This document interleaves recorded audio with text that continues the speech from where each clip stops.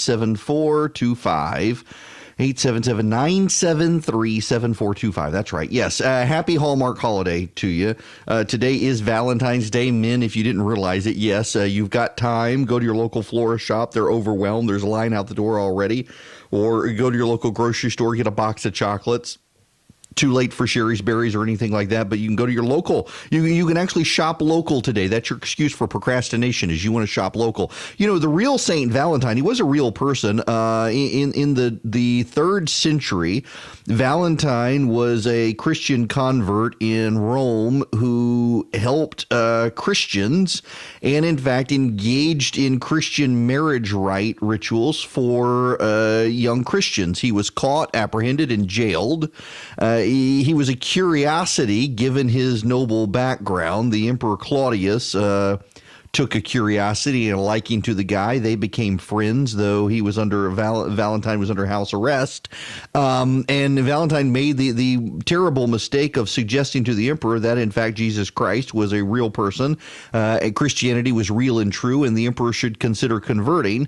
That outraged Claudius, who ordered him stoned, and then he was, first beaten with clubs, and then he was stoned to death and beheaded. You can actually, there's a church outside of Rome that has his skull preserved. You can actually go see the skull of the real Saint Valentine. Yes, he was stoned, beaten, stoned, and beheaded on February 14th in, was it 236? I forget the exact date, but it's documented, it's traceable. There were a bunch of people so there were at least 5 people named Valentine. And they all get confused, but we can, by lineage in church history and even Roman history, Rome did a pretty good job of documenting executions and whatnot. We can trace back to where Valentine's Day comes from, to this particular guy.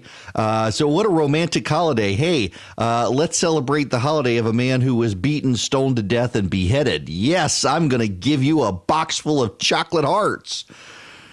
Listen, I love my wife and my family, and I'm happy to celebrate Valentine's Day because it has become a tradition of its own. But I hate the Hallmark holidays.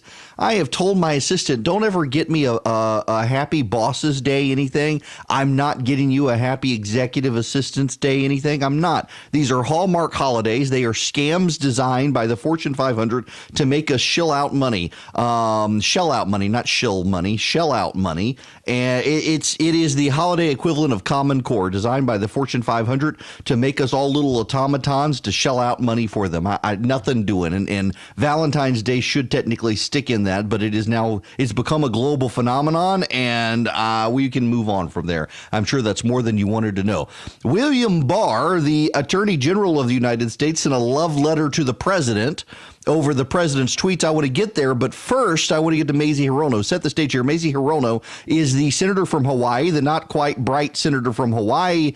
And what is this? Let's see. My producer. He tells me, to be fair, no one is happy to work for me, so don't worry about getting a card from any of us. My former producer sent me this text, and now I got to go find a new producer. Such a jerk. Let's get to Mazie Hirono, the senator from Hawaii, who is smarter than my former producer. Attorney General Barr is not the Attorney General for the people. He definitely acts like he's the Attorney General for Trump, which is why back in May of 2019, when Barr testified before the Judiciary Committee, I called on him to resign because it was clear that he had auditioned for the job and that he put his thumb on the Mueller report so that people got the totally erroneous impression as to what the Mueller report findings were. And he hasn't changed in his desire to protect the president. So, yes, we need to hear from Barr, and let's hope that he at least testifies in the House. Okay, so this is the opposite of Lou Dobbs, by the way. So Lou Dobbs on when? Let me get my timeline right. Yesterday, so it was Wednesday. On Wednesday, poor old Lou Dobbs.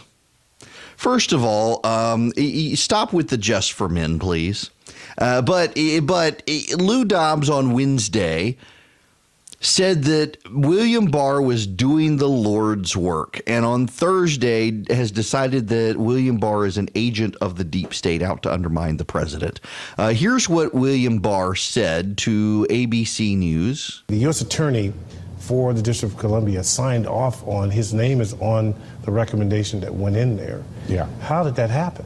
On Monday, he came by to briefly chat with me and say that the team very much wanted to recommend the 7 to 9 year to the judge, but he thought that there was a way of satisfying everybody and providing more flexibility, and there was a brief discussion of that. I was under the impression that what was going to happen was very much what I had suggested, which is deferring to the judge and then pointing out various factors and circumstances. On Monday night, when I first saw the news reports, I said, gee, the news is spinning this. This is not what we were going to do. So you were surprised? I was very surprised. And once I confirmed that that's actually what we filed, I said that night to my staff that we had to get ready because we had to do something in the morning to amend that and clarify what our position was. I had made a decision that I thought was fair and reasonable in this particular case. And once the tweet occurred, the question is, well, now what do I do? And do you go forward with what you think is the right decision, or do you pull back because of the tweet? And that just sort of illustrates how disruptive these tweets can be. So you're saying you have a problem with the tweets?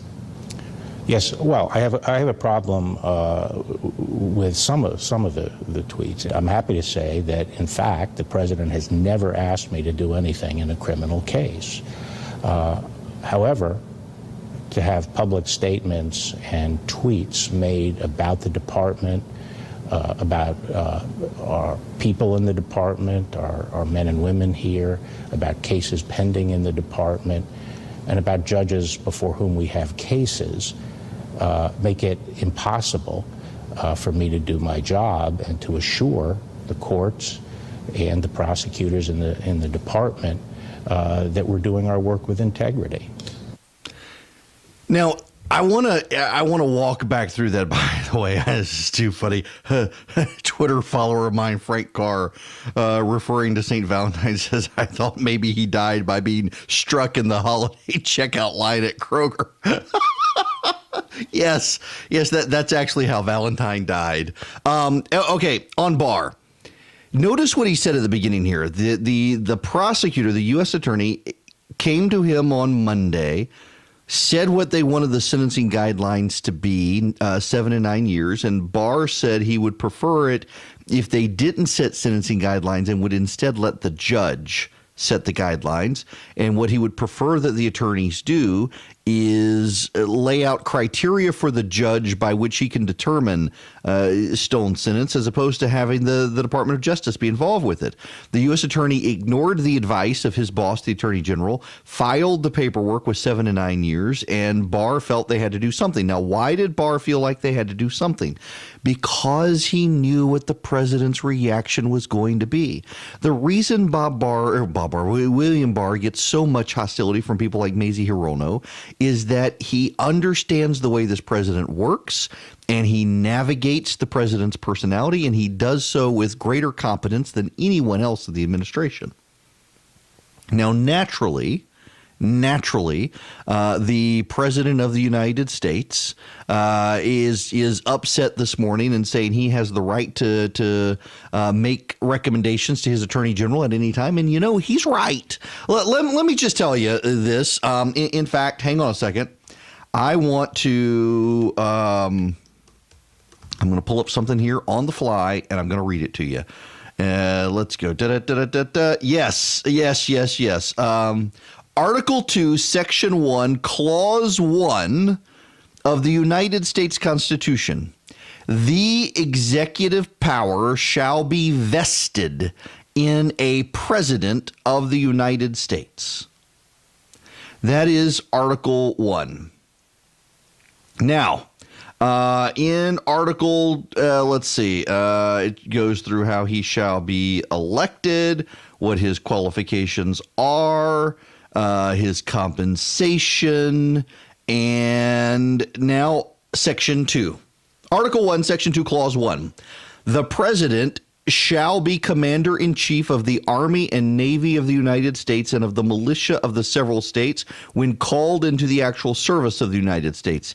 He may require the opinion in writing of the principal officer in each of the executive departments upon any subject relating to the duties of their respective offices, and he shall have the powers to grant reprieves and pardons for offenses against the United States, except in cases of impeachment. He shall have the power, this is Clause 2, Section 2 of Article 2, he shall have the power by and with the advice and consent of the Senate to make treaties, provided 2/3 of the senators present concur, and he shall nominate and by the advice and consent of the Senate shall appoint ambassadors, other public ministers and councils, judges of the Supreme Court, and all officers of the United States whose appointments are not herein otherwise provided for and which shall be established by law. But the Congress may by law vest the appointment of such inferior offices as they think proper, and the President alone and the courts of law and the heads of departments. The President shall have the power to fill all vacancies that may occur during the recess of the Senate, yada, yada, yada, yada, yada. Again, the President, the executive power, shall be vested in a President of the United States of America. That is, that there is one executive, and all the powers of that executive are invested in a president.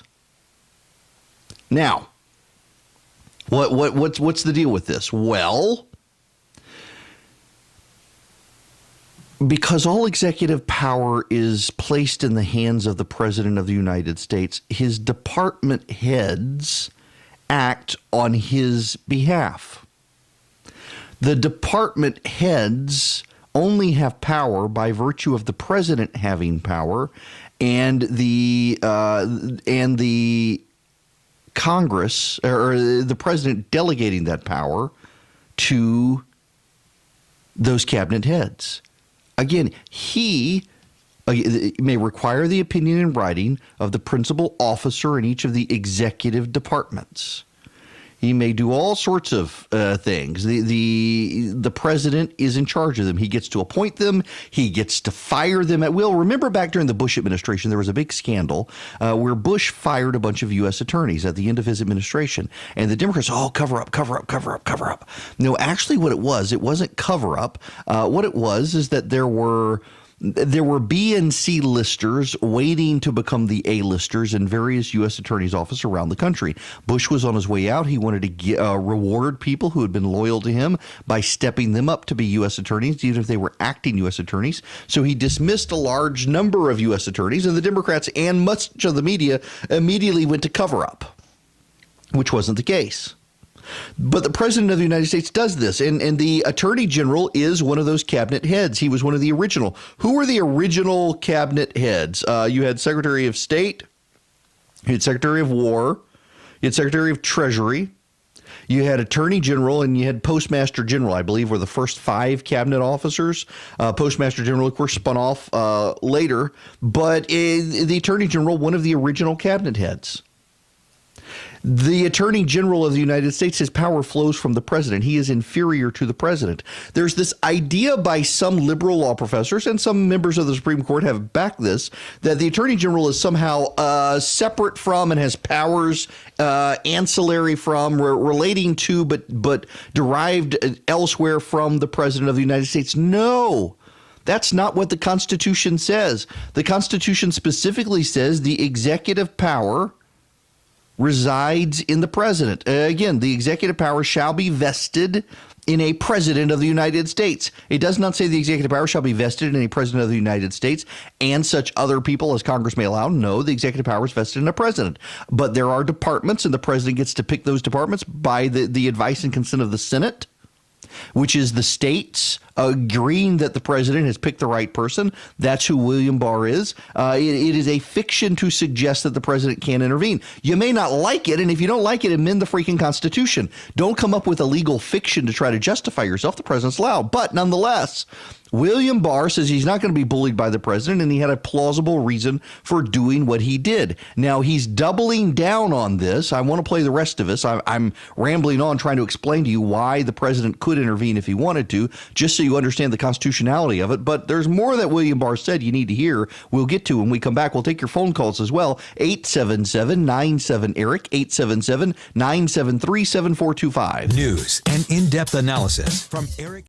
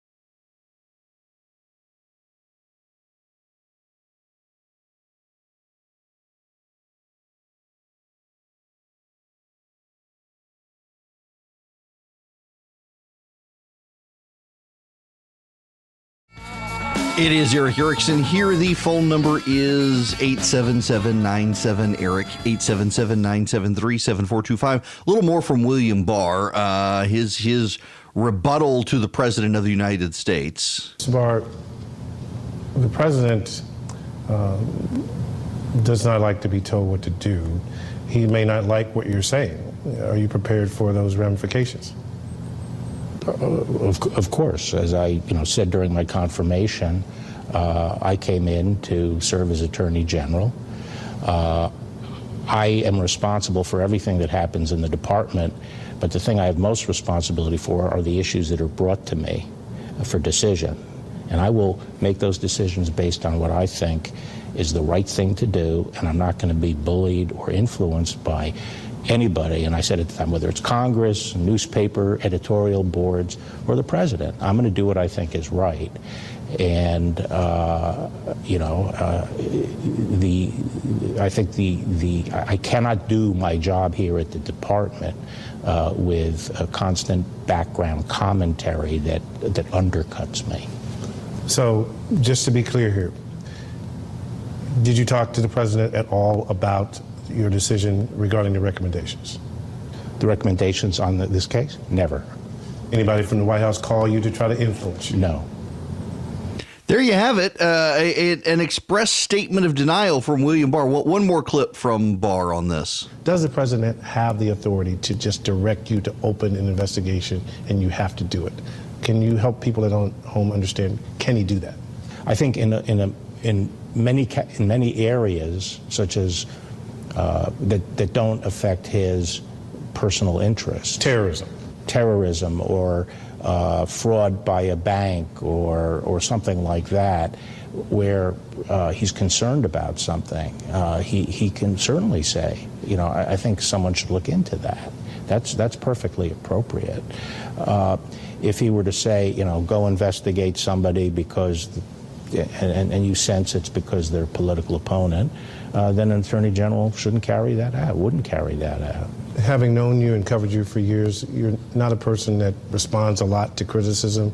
But I am wondering, in this version of the job, you in the job, and when you hear people on Capitol Hill saying Barr is acting more like the personal attorney of the president rather than the chief law enforcement officer, how irritated does that make you, and what do you say to those people? Well,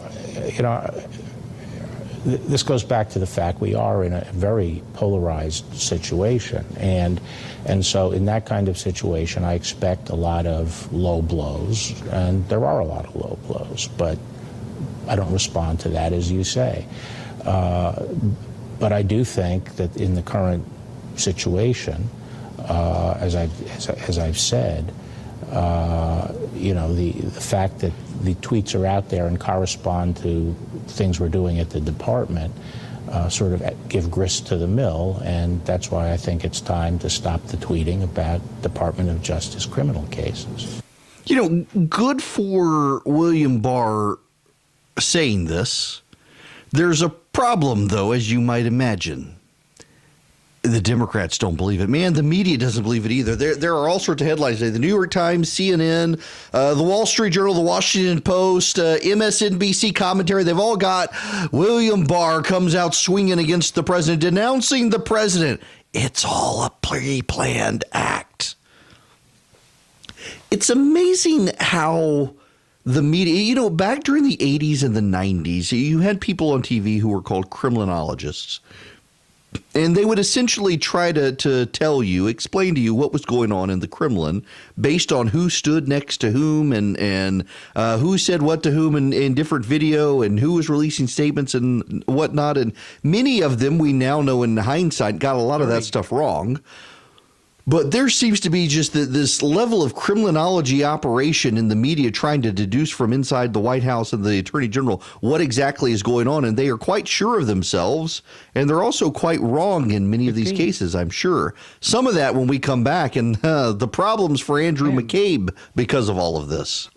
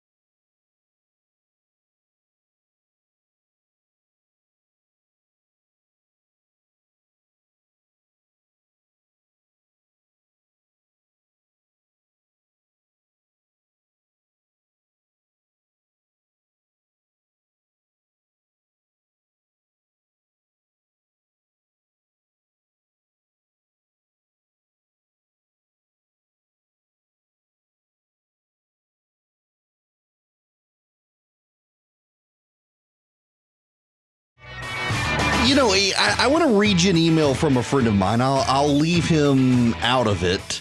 But let me actually there's one. This is me as a bad host here, but trust me, I'm a professional. Yes. Okay.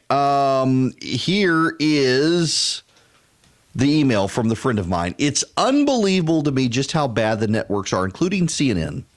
I was listening on the way into the office, and they had Doris Kearns Goodwin on to put historic context on the brushback pitch William Barr delivered to the president yesterday. When she came on, the first thing John Avalon said enthusiastically was, "This is all we've been talking about for the last 2.5 hours." It's amazing they can't even see how pathetic they are.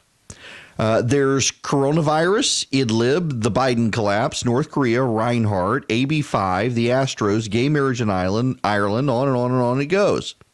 But they're actually proud and eager to admit they are completely driven by one small story. It's just insane.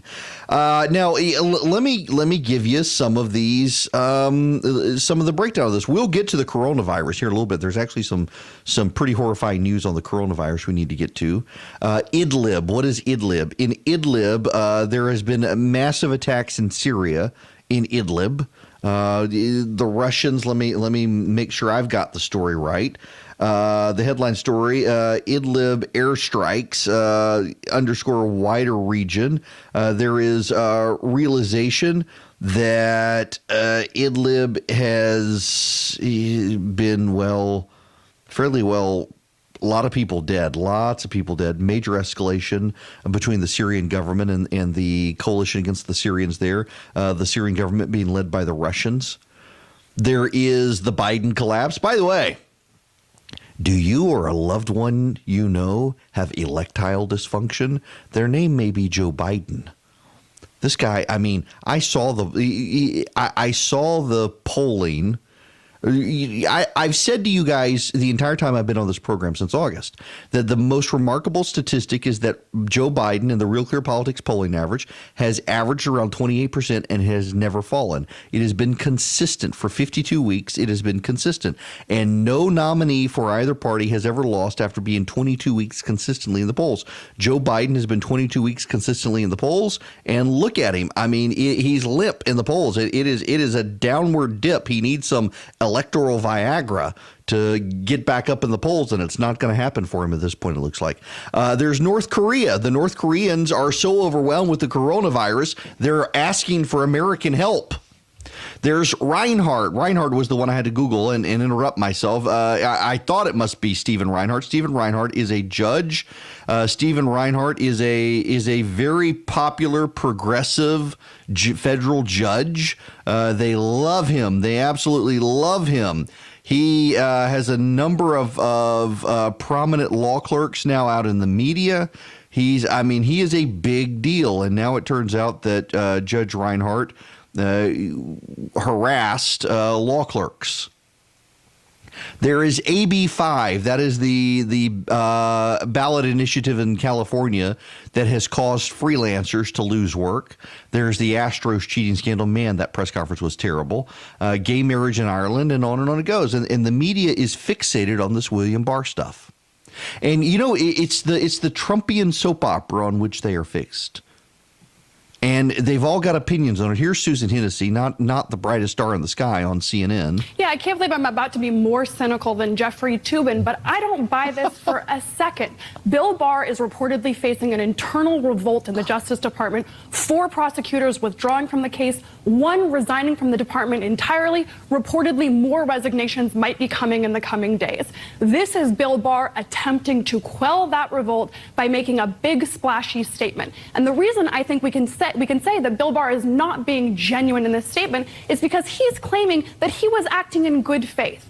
That in this one case in which the DOJ has a process for considering sentencing recommendations, that process isn't perfect, but it is designed to be apolitical. When that process produced a result that was unfavorable to one of the president's political cronies, and in only that case, and in no other case, Bill Barr intervened. Now, whether or not he saw the president's tweet or that was acting on the president's direct request or not, that is political interference. And so the idea that Bill Barr is expecting us to believe that this is just a bespoke concern about criminal justice reform, one sort of Trump crony at a time, it just defies, it defies logic, it defies belief. And I really do believe that this is just about theater and attempting to hold the line with his own staff within the department. What about verbal diarrhea? Good Lord.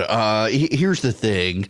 William Barr, whether you like him or not, and there are a lot of you out there who don't like him, who are upset with him for going after the president as he did on TV with ABC News. There are a lot of you who don't like him because you think he's covering for the president.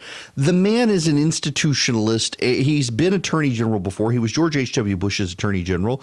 There was bipartisan policy. And here's the thing, behind the scenes, I know enough of these people in Washington. Behind the scenes, Democrats and Republicans alike like William Barr. In public, the Democrats have to fundraise off the angst over William Barr, but behind the scenes, they actually like William Barr. And the reason they like William Barr is because they believe he's a steady hand.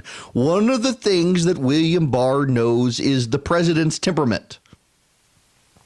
So he obviously knew when a U.S. attorney comes to William Barr and says, hey, I think we're going to go 7 and 9 years on Roger Stone, and William Barr knows that no one similarly situated to Roger Stone has ever gone 7 and 9 years. He knows they got to do something, and the smartest way to do it is to put it on the judge, not the Department of Justice. Why? Because they got to maintain the good graces of the courts, but also they got to maintain the good graces of the President of the United States. William Barr is a masterful player. And the U.S. attorney didn't listen, and Barr had to do what he did. And in doing what he did, the media said, oh, he's doing what Donald Trump wanted him to do. No. He's doing what he needed to do to head off what Donald Trump did. Unfortunately, the U.S. attorney didn't listen. So now Barr has come out and he's you heard him on ABC News say, no, the president didn't talk to him.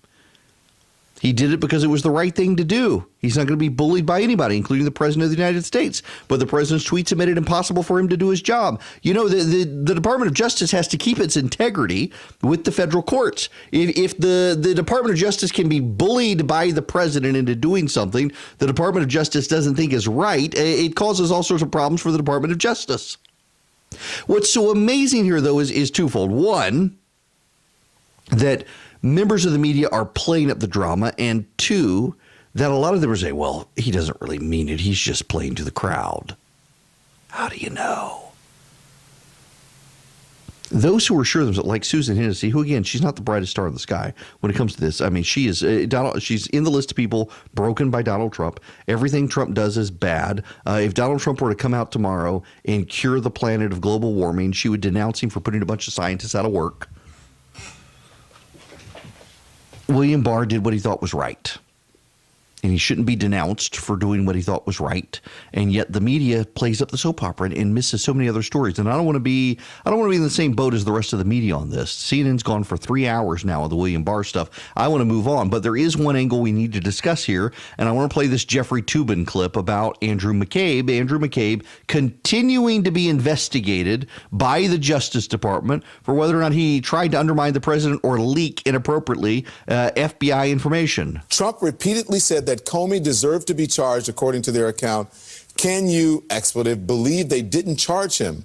Trump said on the night of the decision, those people said. So that goes back to Trump's enemies list. Do you think the DOJ?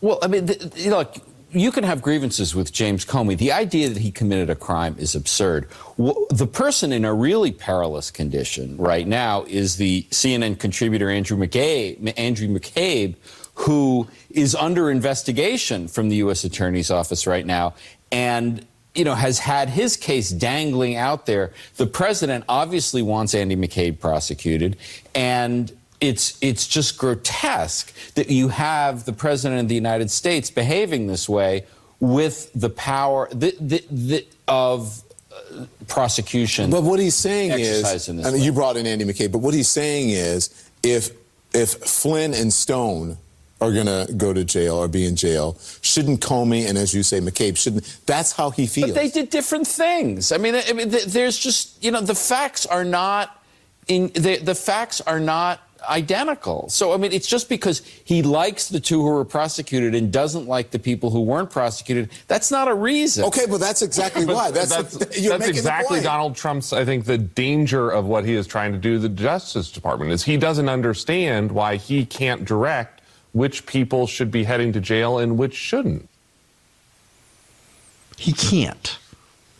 Except he kind of can. He is the president. As I said, the executive power of the presidency is there. Now, Barr can resign.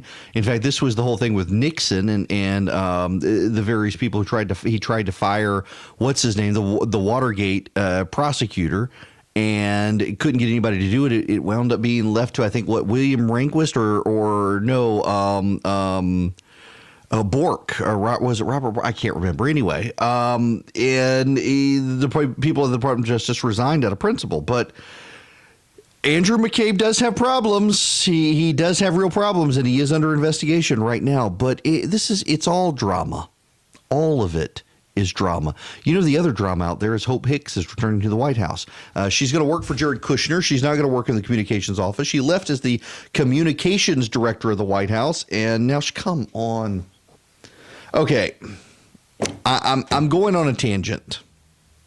We have State Farm insurance, and I love State Farm. We've always had State Farm. I loved our State Farm agent. Gene Soul was a wonderful man. His wife is a wonderful person. He was our State Farm agent, and he passed away. And State Farm has sent us to they sent us to a State Farm agent who left us alone. And then somehow or another, we got transferred to another State Farm agent. And that guy's office is calling me all the time. And it's telemarketers calling, wanting to upsell me on stuff. Can't your insurance company leave you the hell alone unless you want them? I mean, I work 80 hours a week. I don't need the insurance company calling and say, hey, we could upsell you or rearrange your policy. Leave me alone. What do I do to get off the call list? Come on. Sorry, it's rather aggravating calling me now. And you know, when it happened the first time, it was through a number that was labeled as a spam alert. I don't know if you're aware of this. This is a complete random aside set off by my rage over this. Whether you have Google phone, Android devices or iPhones, you can get into your app store and your cell phone provider. I've got AT&T. You may have Verizon, Sprint, T-Mobile, whoever. They have an app in the app store. And it is a spam call alert system, and you can download it. You just put in your provider, and you'll find the app. Call Protect is usually what it's called, and it's branded for each of your phones. Some of you may get it automatically from your carrier. And so when a phone number calls that is a potential spam caller, you see the list, and it says spam alert, do not answer. So the other day that happened to me. I'm driving down the road and I see this and it says spam alert, do not answer. The number, it's always from Cochran, Georgia for me. I don't understand why all the numbers come out of Cochran, Georgia, but every single time it's one of those spam alert calls. It's from Cochran, Georgia. They call the house, they call my cell phone, and it always says it's a caller from Cochran, Georgia. There are not a bunch of robo dialers from Cochran, Georgia. I don't understand why, but nonetheless, I digress. So you go in and you get this thing, and when they call, because you have this app running in your phone, it says, hey, this may be a spam caller, don't answer it. Well, this happened to me the other day, and it was a spam caller, and so I hung up, and they called right back, and I thought, well, I guess this actually is someone legit. It's not a robo-dialer, and I put it on, and by God, it's someone from that guy. I don't want to give his name out. He's here local. I don't want to shame the guy, and he may not even know what's happening, but it may just be State Farm doing it, but State Farm calls, and hey, I'm calling from so-and-so's office, and they want to update. They want to update your policies, and they want you to come in for a review, and they may be able to get you more insurance and check your. I don't need it. That's what I have Chris Burns for. I use Chris Burns. He's my financial. He's like a primary care physician. He looks at all my different stuff, finances, insurance, investments. Says, hey, you should up this. Given your income, you need more protection if you're in a car wreck or your home needs this. That's what I use him for. This hour sponsored by Dynamic Money. Not really, but yeah, you get the point. I'm just, come on, people. What is with this? Stop bothering all of us, you telemarketers for these companies. You know, there's a exception in the spam call rule. If you have an ongoing business relationship with a company, they can get around the spam calling, the telemarketer rules. And so your insurance company can call you out of the blue and say, hey, we want to upsell you on something or reprioritize it. Stop it. Just stop it. It makes me not want to do business with you, State Farm. I am tired of these phone calls. I called them the other day and said, take them off the list. And by God, they're calling me while I'm on the radio show. Yes, this is Doug the dog. A friend of mine texted me and said, tangent, way tangent, squirrel. Yes, it is, but it makes me so mad. It drives me up the wall. Look, I understand the normal telemarketer calling. It's crazy. We have a landline at our house.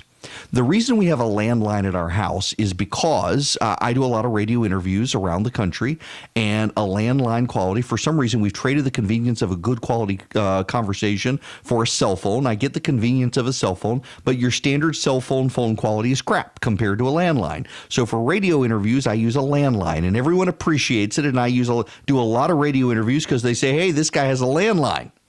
We get so many calls on our home phone. We hardly get calls. I don't know. If I didn't do so many radio interviews, I wouldn't keep the landline anymore because all we seem to get are telemarketer calls. And it's crazy.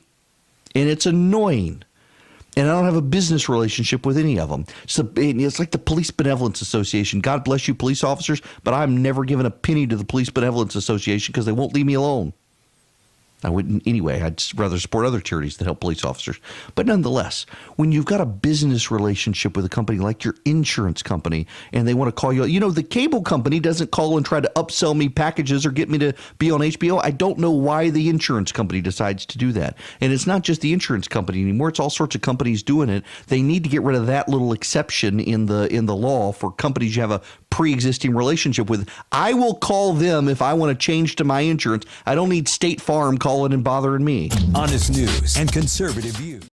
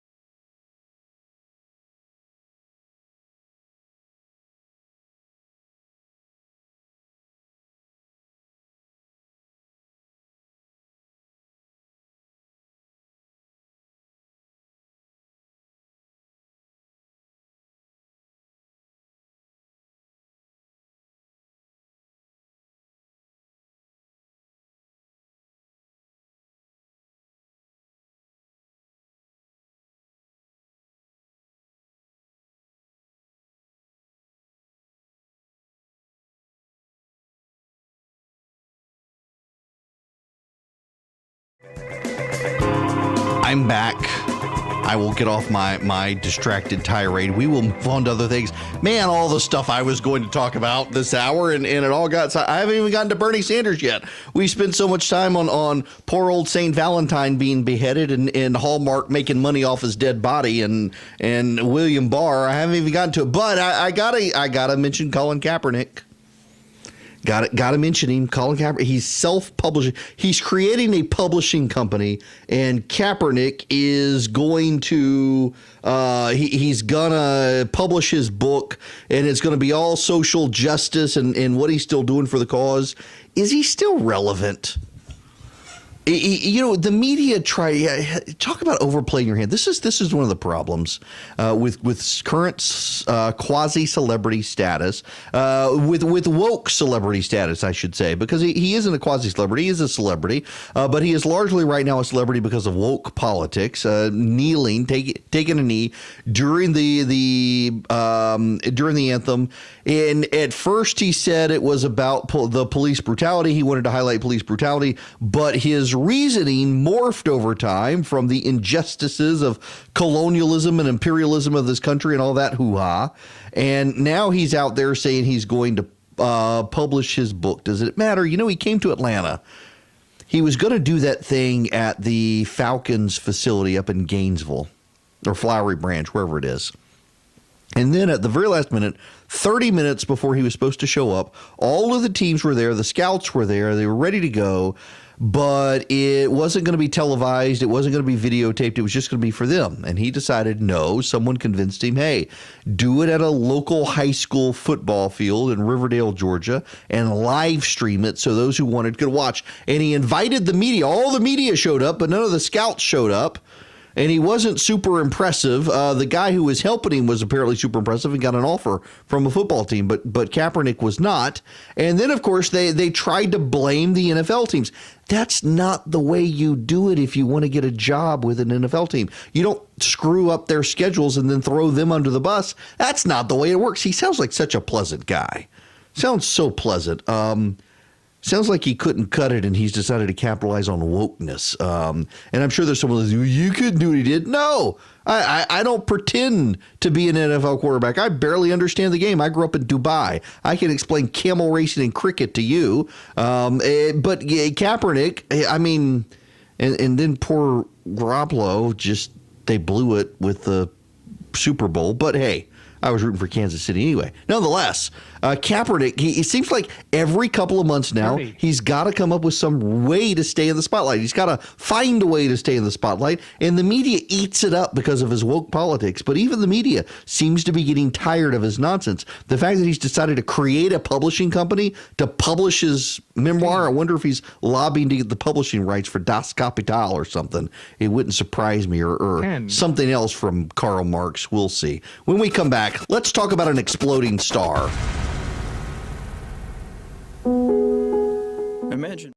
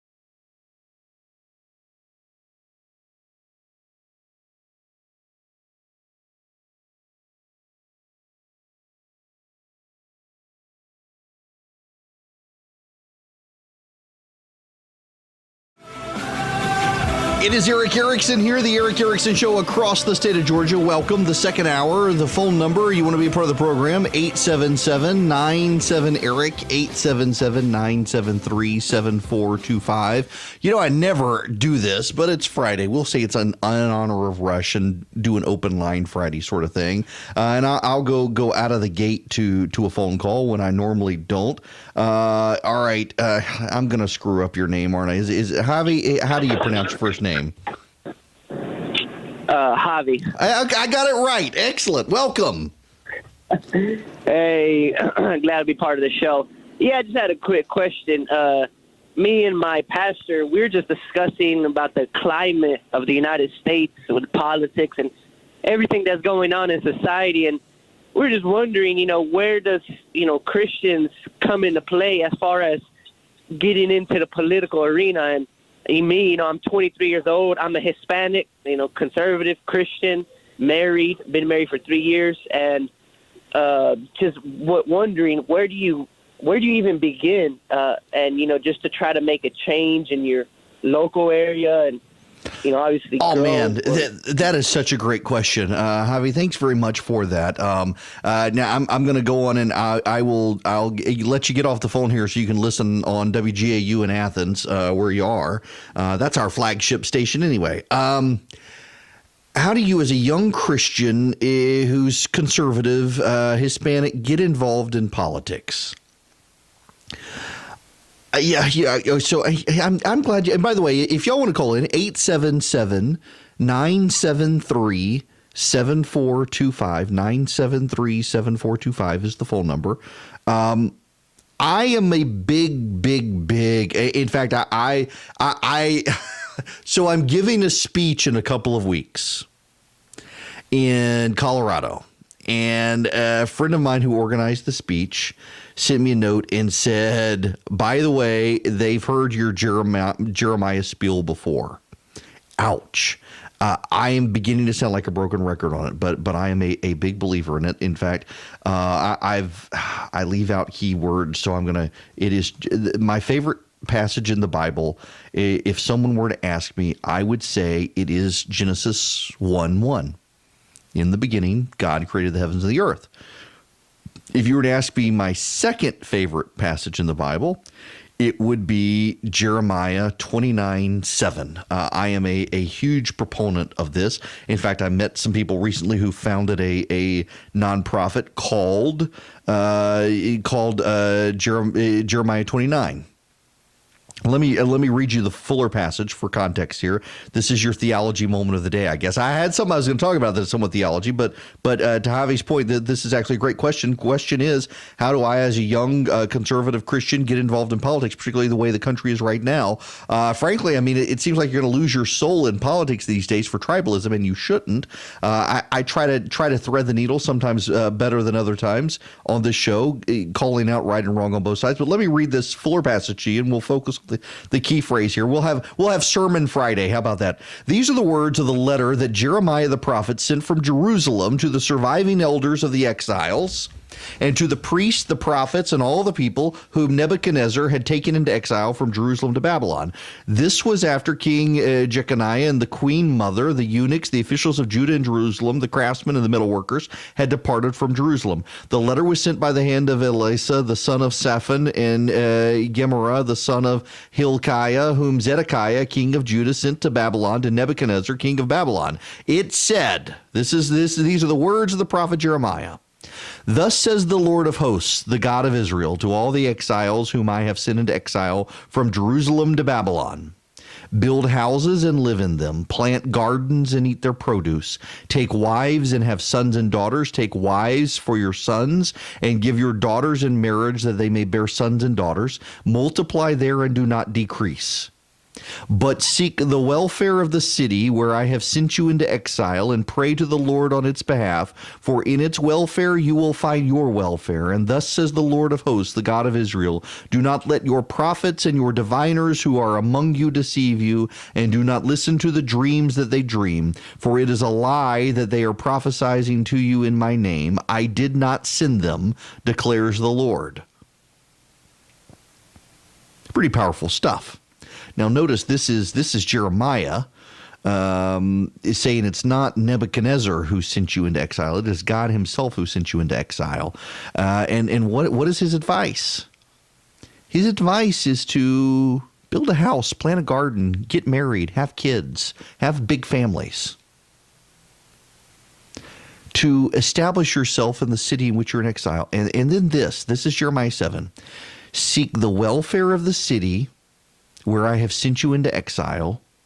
Pray to the Lord on its behalf, for in its welfare you will find your welfare. Now, to Javi, who called in, who's listening in Athens, that doesn't mean the United States for you.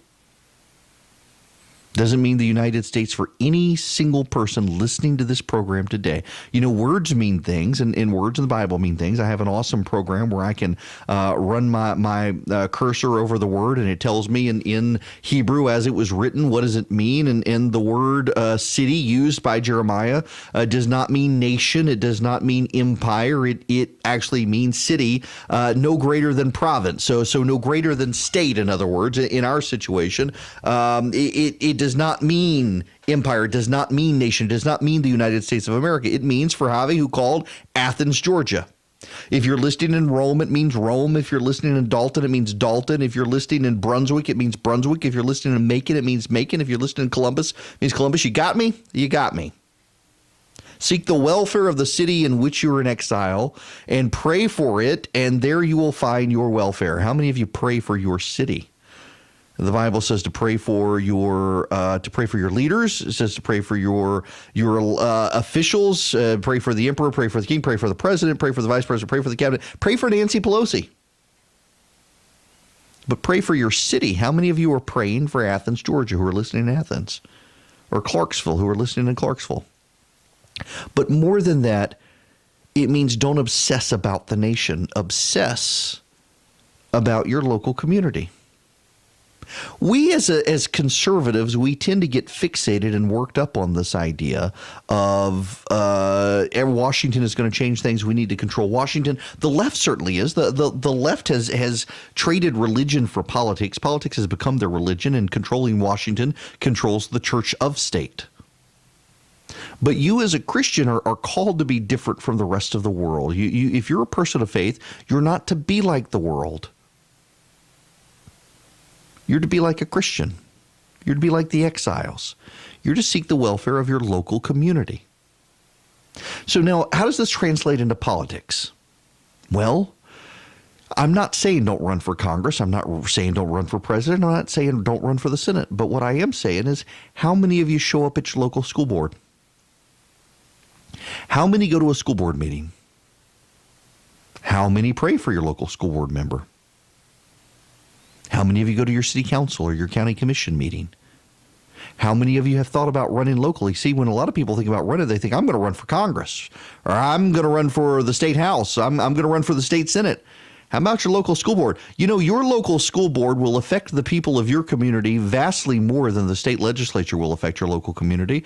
Your local school board will affect your local community vastly more than the United States Congress or the President of the United States or the Department of Health and Human Services will affect your local community. Seek the welfare of the city in which you're in exile, and there you'll find your welfare. You want to get involved in politics, or run for national office if you want to run for national office, but consider running for school board. Consider running for city council. Consider running for a local position. Consider volunteering. Consider having your church, instead of sending kids off to Acapulco to hammer nails and work on suntans, to go out into the local community and pick up trash, to go into the inner city and help repair roofs and put paint on houses and mow the grass for the poor people in the local community. Consider having your church raise money to pay off the medical bills of people in your community, not just the people in the church, but the people in the community. You know, the things that set Christians apart in the Roman Empire and that made them persecuted? There were a number of factors, but one of the factors was that the local Christian community wasn't just about taking care of the local Christian community. The local Christian community in the Roman Empire would try to take care of other people, would go to the town dump and rescue the children. You know what an abortion really was, and an abori really was, where the word abortion comes from? They would leave the children in the town dump. They would give birth. The women would give birth. They would decide it's a girl. We don't want the girl. We're going to go drop it off in the town dump, and there it would die. And the Christians were considered weird because they would go get the kids left in the town dump and raise them as their own. In addition to having their own kids, they would have large families, some of whom weren't their natural children because they were rescuing those children. The culture of life is pervasive within Christianity, and they stood out by doing stuff like that. The Christians stood out by being the people who, when there was a plague in the Roman Empire, they would go towards the plague, not run away from the plague, to help other people, and some of them would die. Much like you see that the major American healthcare workers who go to help with Ebola in Africa, or probably now the coronavirus in China, but particularly the Ebola in Africa, they're Christian missionary doctors. They go where angels fear to tread. They go in Jesus' name to help other people. But all you got to do is go into your backyard, seek the welfare of the city in which you're in exile, and there you'll find your welfare. You are in exile. You're a pilgrim traveling through this world headed home to eternity. And you fixate on Washington, D.C. at your peril. That's one reason I try to weave in local stories. I don't want to always be a Georgia show.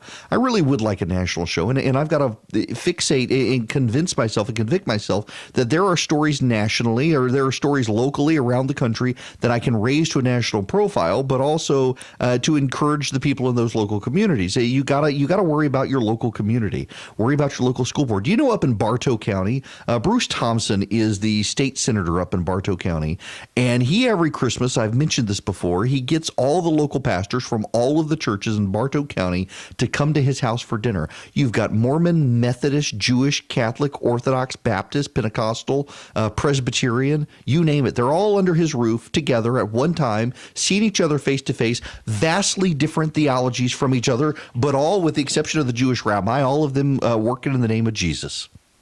And do you know what those churches have done since they've been getting together at his house? All of them with skeptical, different theologies. Some of them looking at the others thinking you're not a church, you're a cult. Some of them looking at others thinking you're going to hell. Some of them looking at others thinking you're denying people access to Mary. It doesn't matter. They all come under his roof, and in the name of their Lord that they believe in, they seek the welfare of the community in which they live. And you've got these churches now in Bartow County coordinate with each other on volunteers to go into local schools, and so every local school in every local classroom has a volunteer from a church who is in there helping the teachers in those classrooms. And the literacy rate is up, the math rates are up, and it's local churches seeking the welfare of the cities in which they are in exile because they know there they'll find their welfare. If you're a Christian in politics in the United States today, it is a crazy time to be in politics because everybody wants you to be a brain biblical donkey for your side. And there are a lot of things that this president does that if you're a Christian, you can't applaud. And it's horrifying to see some Christians do it. But you know it. Deep down, you know it. Don't get mad at me for saying it. You know it. There are things. This president has cheated on multiple wives, including his current wife, cheated on her with a porn star while she was pregnant. And you can deny that all you want, but we know it's true. There's documentation that it's true. It's inappropriate, and people should not applaud that. They should call on him to repent. And half the Christians in Washington, D.C. are so transactional with this president, they're perfectly happy for him to go to hell so long as they get good policy out of him while he's here. They have put the president's soul in jeopardy by never calling for him to repent and sharing authentically the gospel because they're so busy getting the scraps from his table, and that's unfortunate, and that's being a bad Christian, frankly. But also, these people have invested so much emotional energy in Washington, D.C., they haven't taken care of the widows, the orphans, the poor, and the refugees in their own community, and that's what you're called to do. Seek the welfare of the community in which you're in exile, and there you'll find your welfare. Avi, if you're still listening in Athens, and in any of you around the state or the nation who are listening, be involved in your local community. Doesn't mean you got to run for office. But, you know, contra Cain, you are your brother's keeper. And your brother is your next-door neighbor. Is the homeless man down the street, the guy on the park bench looking lost, the Alzheimer's patient lost wandering the street looking for his way home. Seek the welfare of the city in which you're in exile. That's where you're going to find your welfare. And when the great persecution finally comes, it'll be the people in your community who have your back, not the abstract values of Washington, D.C., because the people of your community saw you having their back when you didn't have to do it. News and in-depth analysis from Erick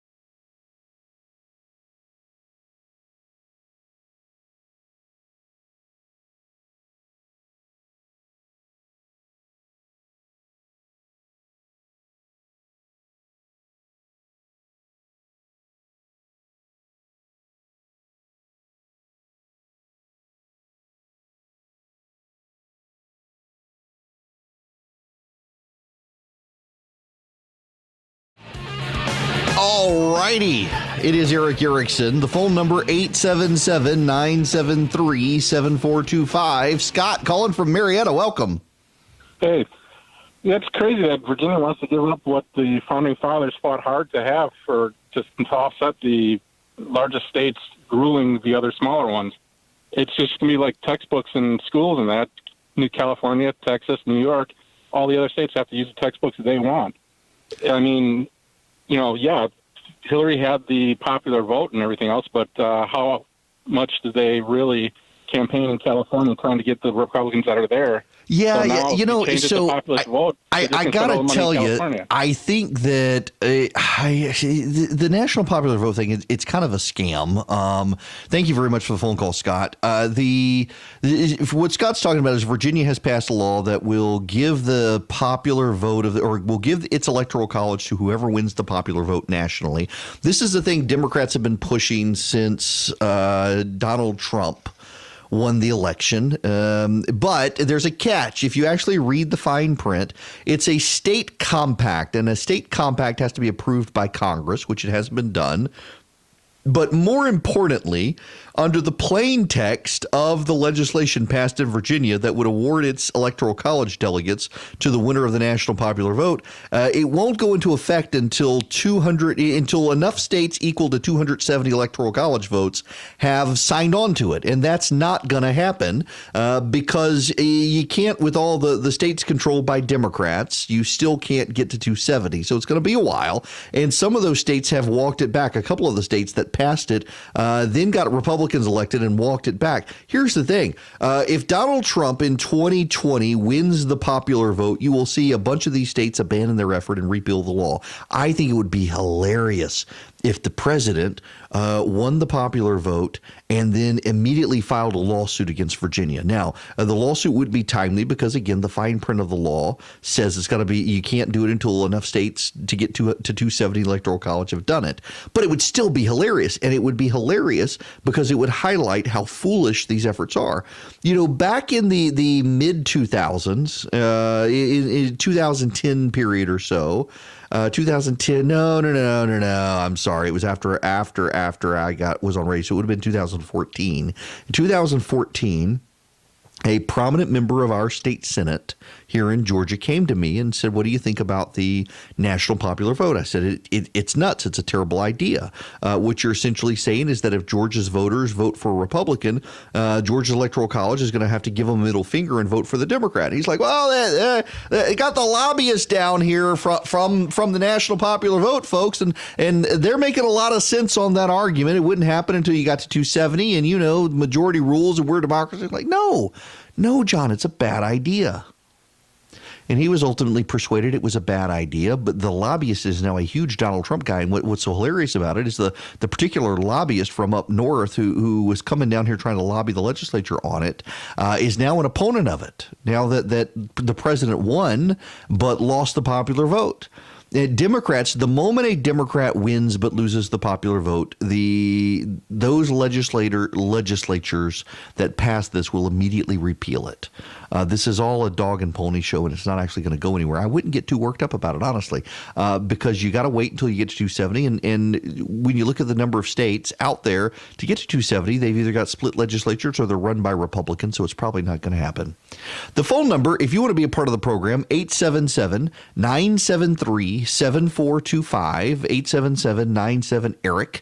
You can also text the word recipe to 33777. Now, I know I've been bad about this, but I promise the weekend is upon us. I will find a recipe. I don't know what it is, but I will send you a recipe. It's going to be cold, so maybe something I may have to send out my baked potato soup recipe. It's actually my wife's baked potato soup recipe.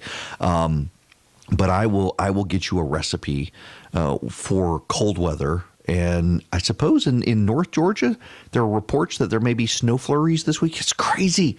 Our weather cannot make up its mind. It's got schizophrenia. Now, when we come back, I actually had something I wanted to talk about this hour, and I want to talk about Beetlejuice, not the movie Beetlejuice. No, I actually want to talk about the star. And then I actually want to talk to you about a Baptist church. I did not mean for today to be Theology Day. I really did not mean for today to be Theology Day. But there is a Baptist church in North Georgia. Well, it's in Decatur. I shouldn't say North Georgia. It's in Decatur. And it's run to the media to cry. And at least that's my impression of the story. I could be wrong about that, but it seems like that they've run to the media to cry. And I want to discuss this with you, this issue, when we come back. There is other stuff we got to talk about as well, including this bizarre New Yorker piece on why Pete Buttigieg apparently is not gay enough for gay voters. It's crazy. I want to explain it, though, when we come back right here on the Erick Erickson Show across the state of Georgia.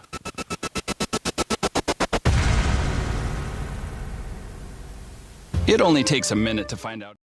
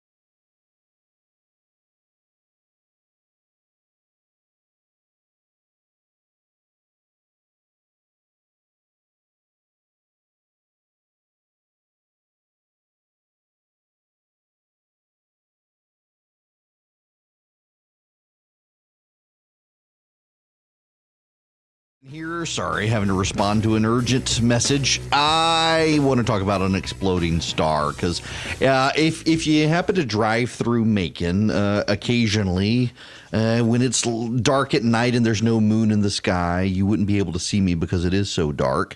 That we are waiting for Betelgeuse to explode. Now, if you what is this? Oh, nice. If you know the constellation Orion, then you know that in the top left of the constellation Orion, there is a very bright reddish star. And it is called Betelgeuse. Betelgeuse is it is a supergiant star, and it is expected to go supernova. It is expected to explode.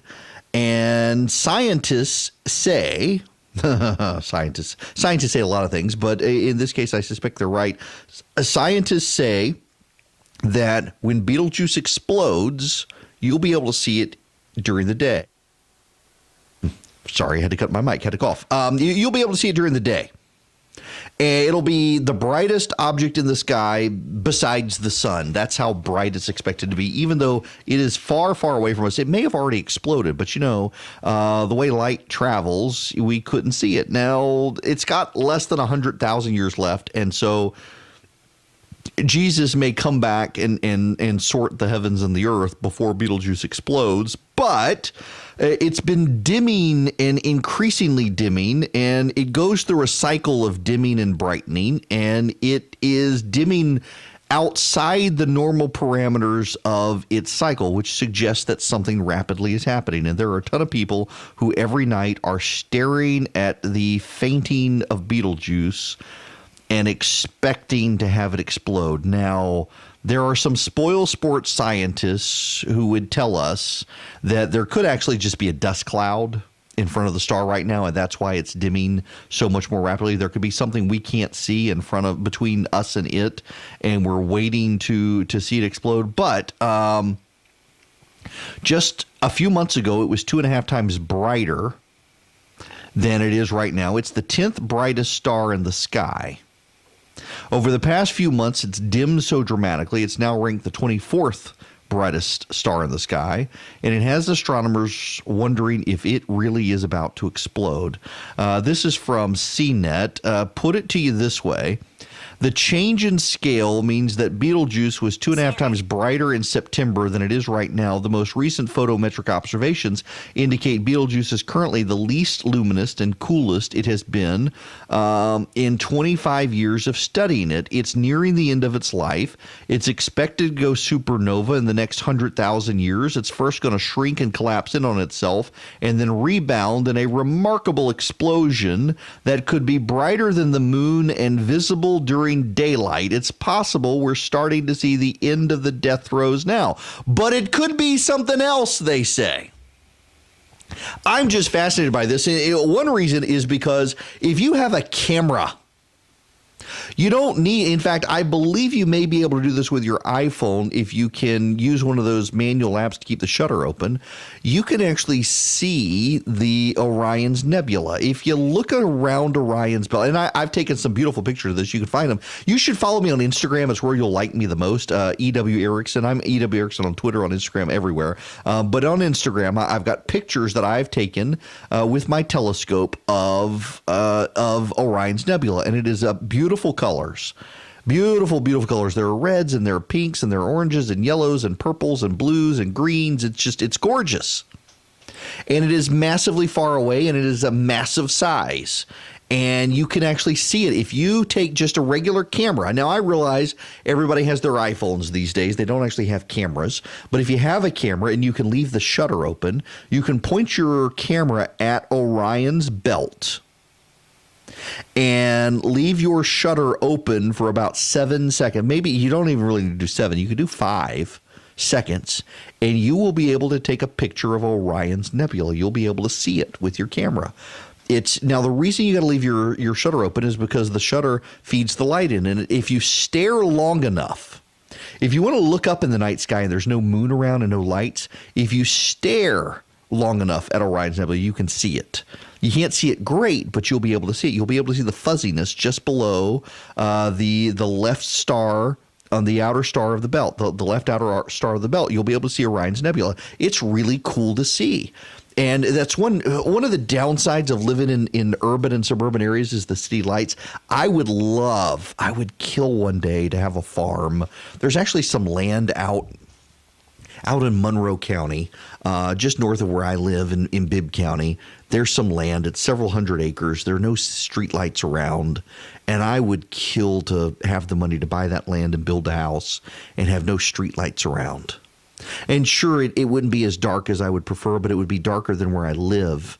And man, I could have my telescope outside at night and take pictures. It's just, I'm fascinated by it. But you should be, I realize if you're not a science nerd or you pay no attention to this, you should, because it's a phenomenal thing that this star is about to explode. And yes, we got maybe 100,000 years, but there's a growing body of scientists out there who think it could happen any moment now. The star could explode. The sun could go down tonight and Orion rise to the sky and us realize that, wow, it has exploded. Of course, people on the other side of the planet would see it. We have no idea, but I'm excited by the prospect. Now, we got to move on to other non-nerdy news. I did not intend for today to be the theology show, but I want to read you the story because I got thoughts. I got comments, and this is happening in a lot of parts of the state. This is from the Atlanta Journal-Constitution. The Atlanta Metro Baptist Association, which I didn't even know existed, has severed ties with the First Baptist Church of Decatur over what it calls a misalignment of biblical standards. First Baptist's senior pastor, David Jordan, thinks it boils down to the fact that the church has ordained gay deacons and is an LGBTQ inclusive congregation at a time the association has taken a quote-unquote pretty hard right turn. Pastor Jordan says, I don't think anybody likes to be kicked out of anything, but in a way we can feel good about it because we are being kicked out for a very worthy cause. It is sad that people have this kind of mindset. The Claremont Road Church was notified of the action in a January 31st letter from the Atlanta Metro Baptist Association Executive Director Jimmy Bogum. The letter does not mention the LGBTQ issue. It says the church is in misalignment with the qualifications of a member church by affirming, approving, or endorsing practices or behaviors that do not align with biblical standards, as outlined in the manual procedure adopted by the associate in May 2019. I mean, it seems pretty clear from reading the story that it is the church that went to the media with this story. And this is one of those churches that's opposed to religious liberty legislations, et cetera. Y'all, here's why I bring this up. It's not really a theological point. We're seeing this happen more and more in this country on so many issues. But on the church issue, it really does mean something. How many people are rewriting God in their own image? You know, we've got in Macon, the First Baptist Church here has done the same thing. That's now the First Baptist Church in Christ, allowing gay marriage and whatnot in the church. You know, words actually mean things, and the Bible actually means things. And the reality is that it is, you know, what's his name? Josh Harris? Is that him who left the faith? He wrote the book on courtship, and he, I think, has decided to come out as gay.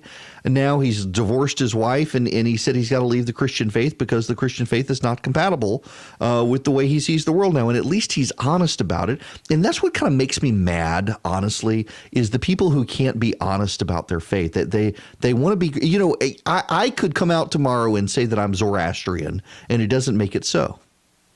And believe it or not, there are issues and values that separate Christianity from the rest of the world. A Christianity that looks just like the world isn't actually Christianity, because the things of the world are opposed to the things of God. And increasingly now we've got churches that bring in the big bands and the big celebration parties, and they got the big hair band celebration, and we got to bring people in and we got to get them excited about Jesus. What about the Holy Spirit? And again, I don't mean to make this theological, but somebody needs to say it, and I guess I'm the one who's got to say it. Scripture is very clear. In the beginning, God created the heavens and the earth. You can learn a lot about that very first line in the Bible. That's why I say it's my favorite line of the Bible. In the beginning, God created the heavens and the earth. And you know, in the actual Hebrew, it's actually fantastic in the way it's constructed. The Bible is really fixated on 7 days, and the seventh day rest. And in the original, that line of the Bible, in the beginning, God created the heavens and the earth, is 7 words. And the 7 word is and the middle word is et, and that word we don't really have it in English, but it is the focus of objects. God created the heavens and the earth, and it was poetic in the way it was structured, and you just can't get that in the English language. But it means something, and Genesis 1 means something. How did God create the heavens and the earth? He put it in an order. And he established an order. And one of the orders he established is that he made man, male and female. And then he said man can't be alone. That's why he creates female, and he puts them together in marriage. And Jesus in the New Testament says that marriage is between a man and a woman. He echoes the Old Testament faith. And then you've got Paul who comes along and says that adultery and drunkenness and homosexuality and other things are sin.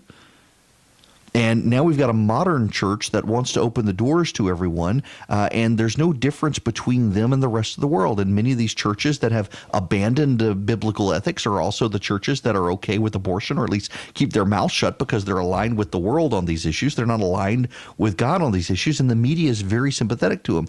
You will never see the media write a story praising Christianity for actually adhering to the standards of its faith, unless the standards of the faith are things that the world praises right now, like taking care of refugees, because the president apparently is bad on those issues. If you find a church that literally is willing to stand up for the refugees out there, then they're heroes. But if you find a church that's actually in favor of abortion rights, man, the media, they will celebrate them. You find a church that's willing to affirm gay marriage, well, by God, they are the heroes of the faith, according to the media. There's just a problem. Under the clear, plain text of the Bible, that's not true. Now, there are people out there who believe, well, you know, this can't be the be-all, end-all of the faith. The Bible's got to evolve. Except Jesus is supposed to be the final word. He's not still speaking. He's given us Scripture. And we're to learn about him from Scripture. And to the extent he speaks to us in our hearts, to the extent that our hearts deviate from what Scripture says, it's kind of Christianity 101. I don't blame this church for wanting to run to the media and get some praise from the media. But let's be clear, what's happening here is they're getting worldly praise, and they're not adhering to the faith standards of the Christian faith. And they can call themselves Christian all they want, but at some point you got to wonder, are they really? And now there are some of you out there who are saying right now, the Bible says don't judge. The Bible says, actually, Jesus did say judge. You got to take it in all context. And in fact, in the passage everybody likes to quote is, judge not lest ye be judged. You know what he immediately says? He says, don't throw pearls before swine. That's a judgment call as to who the swine are. You do have to judge to make up your mind. It's infuriating to me that we live in a day and age where people so conveniently rewrite everything. And this goes full circle. It goes into the discussion with William Barr and the president, and whether or not the president can tell his attorney general what to do. As I said, the Constitution says that the executive power is invested in the single president of the United States. All power of the executive is derived from the president of the United States through the executive branch. The attorney general is one of the executive departments. He is of the executive branch. He is subordinate to the president. His power is derived from the president. So if the president withholds power or gives power to the attorney general, that's on him. The president's allowed to. And you can muddy the waters and say the attorney general is actually the attorney general of the United States and not of the president. And that may be so, but he's also a cabinet head. And as a cabinet head, he's subservient to the president. All of his power comes from the president. And if the president tells him what to do, he's got to do what the president says, whether you like it or not. It's called the unitary executive, and it's real. It's in the Constitution. It's the very first sentence of Article 2.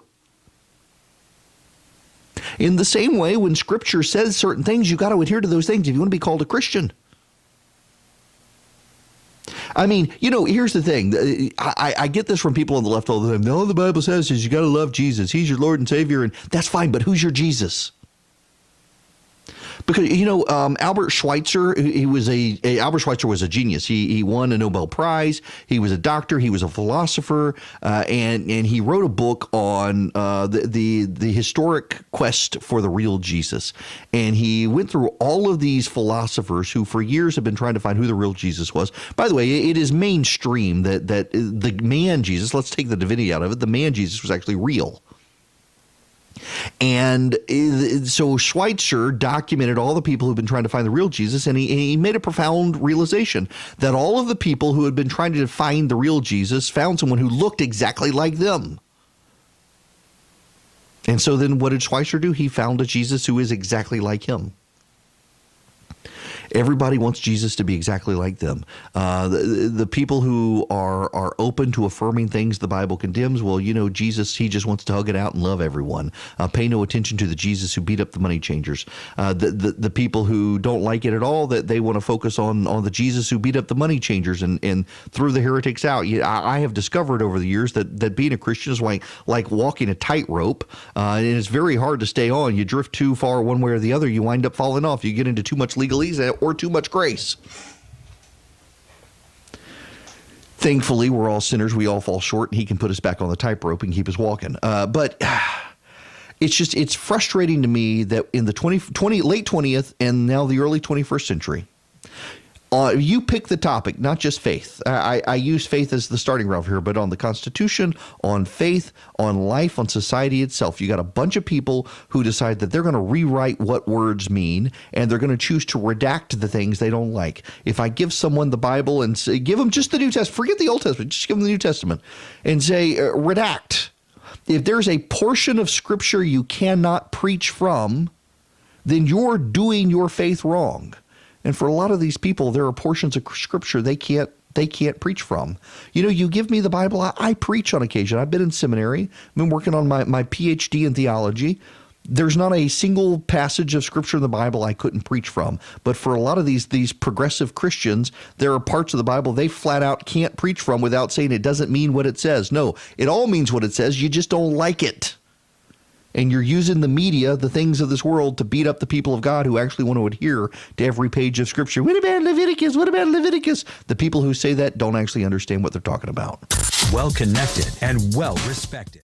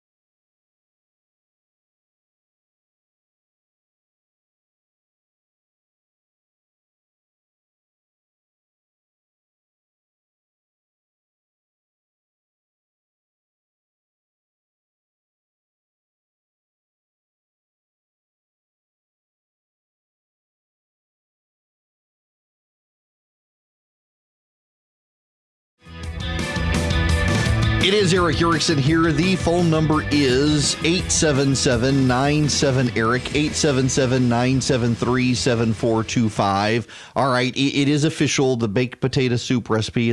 We got cold weather for the weekend, so the baked potato soup recipe will go out. It's got a pound of bacon in it. It is glorious. It is so unhealthy, and it is so delicious. And I haven't made it this year because it's been so warm, but I am going to make it. If you want to copy the recipe, text the word recipe to 33777. Really straightforward. The phone number you enter is 33777, and then you just send the word recipe. You will get an email, or you'll get a text message back saying what's your email address.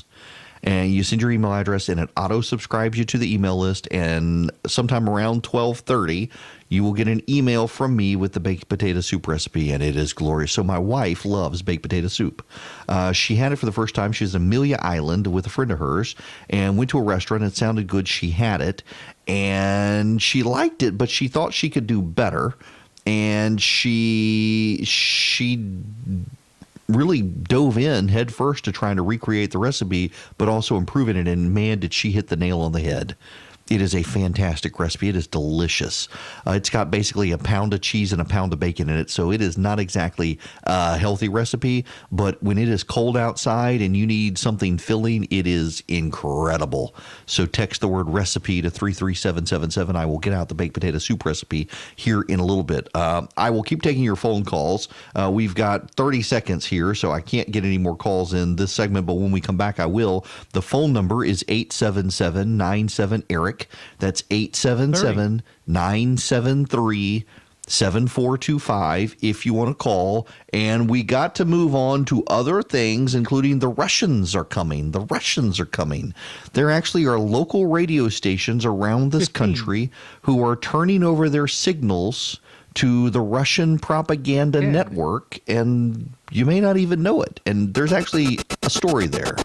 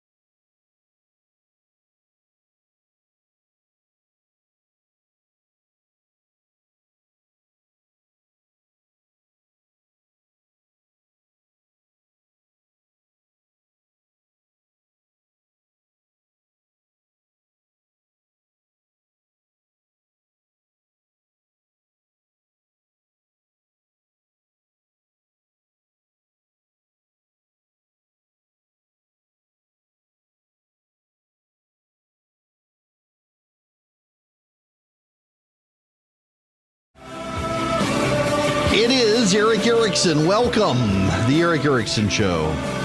One day I'll get over this congestion. Good Lord, I'm ready for this to be done. The phone number, 404, no, that's the wrong phone number. I'm not going to give you people my cell phone. 877-97-ERIC, 877-973-7425. It is ERICK.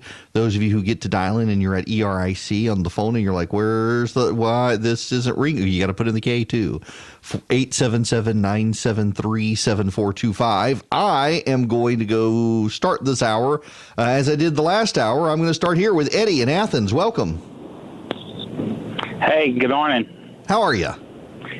Good. I was calling about the William Barr. I heard the interchange that he had with the reporter, and it sounds like he's saying, when I was confirmed, I sat there and I told the senators that I wasn't going to do this, and the press wasn't going to bully me. And then finally he said the president wasn't going to bully me. And so I think that he's doing a favor. He's just saying that President, it makes it hard. I was going to do what you wanted me to do anyway, because I thought it sounded like he thought it was excessive, the 7-9 for Stone, and he was going to check into it anyway and do something about it. But then the president came along and tweeted, which gives all the conspiracy theorists on the left, right, fodder. Yeah, listen, Eddie, that is a great point. Yes, let me go back to this clip because I got it queued up here. This is the initial interview, the initial exchange between William Barr and the ABC News reporter. You'll hear the ABC News reporter first. The U.S. Attorney for the District of Columbia signed off on, his name is on the recommendation that went in there. Yeah. How did that happen? On Monday, he came by to briefly chat with me and say that the team very much wanted to recommend the 7-9 year to the judge, but he thought that there was a way of satisfying everybody and providing more flexibility, and there was a brief discussion of that. I was under the impression that what was going to happen was very much what I had suggested, which is deferring to the judge and then pointing out various factors and circumstances. On Monday night, when I first saw the news reports, I said, gee, the news is spinning this. This is not what we were going to do. So you were surprised? I was very surprised. And once I confirmed that that's actually what we filed, I said that night to my staff that we had to get ready because we had to do something in the morning to amend that and clarify what our position was. I had made a decision that I thought was fair and reasonable in this particular case. And once the tweet occurred, the question is, well, now what do I do? And do you go forward with what you think is the right decision, or do you pull back because of the tweet? And he didn't pull back. So, yes, William Barr was not going to be bullied by the president. He was going to do what he thought was right. And, the media conspiracy theorists out there just keep blowing him up over the stuff. And I don't think they should. And some of them, to be fair, some of the more reasonable voices at CNN, at least, are willing to give him the benefit of the doubt. But most of them aren't. Don Lemon and others are blowing him up. At MSNBC, of course, they're convinced that this is all spin and he's not really telling the truth. I like William Barr, and behind the scenes, a lot of the Democrats who are blasting him in public like William Barr. And Barr's a big boy; he gets the joke.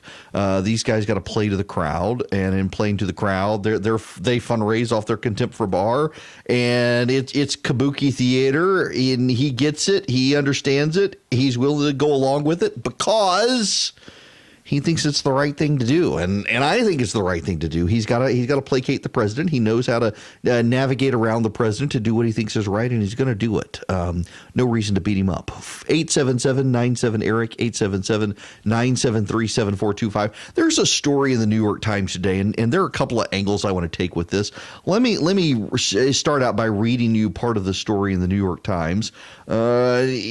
When commuters spin the radio dial as they drive through Kansas City, Missouri these days, between the strains of classic rock and country hits, they can tune into something unexpected: Russian agitprop.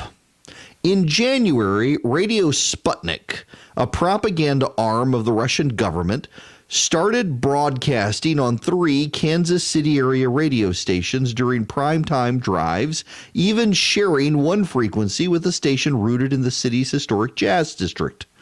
Who needs a ridiculous Red Dawn invasion? A participant in one online forum wrote after the new broadcast. Your overlord, Mr. Putin, will be addressing you soon, so it's best to prepare now. Another commentator wrote, referring to Vladimir Putin of Russia. In the United States, talk radio on Sputnik covers the political spectrum from right to left, but the constant backbeat is that America is damaged goods. Sputnik's American hosts follow a standard talk radio format, riffing on the day's headlines and bantering with guests and callers. They find much to dislike in America, from the reporting on the coronavirus epidemic to the impeachment of President Trump, and they play on internal divisions as well. On a recent show, one host started by saying he was broadcasting live from Washington, D.C., capital of the divided states of America. Critics of Kansas City called Radio Sputnik's arrival an unabashed critics in Kansas City called Radio Sputnik's arrival an unabashed exploitation of American values and openness. Those behind the deal defended it as a matter of free speech and a simple business transaction. Peter Chartel, the owner of Alpine Broadcasting Corporation of Liberty, Missouri, the company airing Sputnik in Kansas City, said that he started the broadcast on January 1st, both because he liked what he heard during a trial run and because he was getting paid. The deal was brokered by RM Broadcasting, a Florida firm that hunts for airtime to sell to Rossiga Sedognia, the Russian state media organization behind Sputnik. Last year, a federal judge ruled against RM Broadcasting's owner, Arnold Feralito, after he sued to prevent the Justice Department from forcing him to register as a foreign government agent. The ruling outraged Mr. Feralito, who said he made his first deal to get Russian state radio on the air in the United States in 2009. They're paying for airtime, and I make a percentage, he said in an interview. I'm not being paid to represent the Russian government.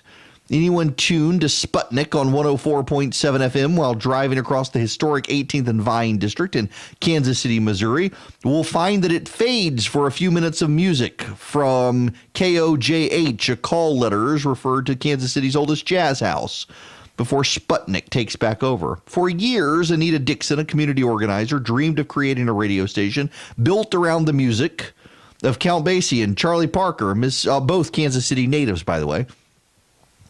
But Sputnik dominates the same frequency. What was supposed to be a historic jazz station and a historic jazz community is now broadcasting Alex Jones and Sputnik. Ever heard the expression of being sold at the river? That's how it felt. Mr. Chartel disputed the notion Kansas City is getting Sputnik instead of jazz. Radio Sputnik does beam its signal on the same frequency as KOJH, he said, but outside the limited geographic area awarded to the Mutual Music Foundations for the nonprofit low-power jazz station. But she's still upset. Y'all, this is kind of a problem. Do you know what Radio Sputnik is? We have the Voice of America, and we broadcast in on shortwave radio to countries. We air it in multiple languages, and it was always a fairly good news service, the Voice of America. When I grew up in Dubai in the 1980s, I had a shortwave radio. I loved shortwave radio when I was a kid. And you could get the BBC, you could get Canadian Broadcasting Corporation, the CBC, you get the BBC, the British Broadcasting Corporation. You could get Radio Moscow. Radio Moscow was the propaganda arm of the Soviet Union. Radio Moscow would spread fear across the planet and have you believe that everything was hunky-dory in the Soviet Union. After Chernobyl, it was Radio Moscow that was broadcasting the propaganda that it was all an American plot to sow division in Russia. Well, when the Soviet Union fell, Radio Moscow became Radio Sputnik. It's still the propaganda arm of the Soviet Union. And there are those who hate this country, who live in this country, who will say, well, what's fair is fair. We broadcast the Voice of America. They should be able to broadcast Radio Sputnik here. The moral equivalence of evil. The reality is this is a propaganda arm of Vladimir Putin, and we should all be a little troubled that he's buying up frequencies in the United States. You know, the Voice of America doesn't actually have hubs in Moscow. We broadcast by shortwave radio, and people can pick it up there on shortwave radio. We're not buying up radio stations in Russia to broadcast the Voice of America, but they're doing it here.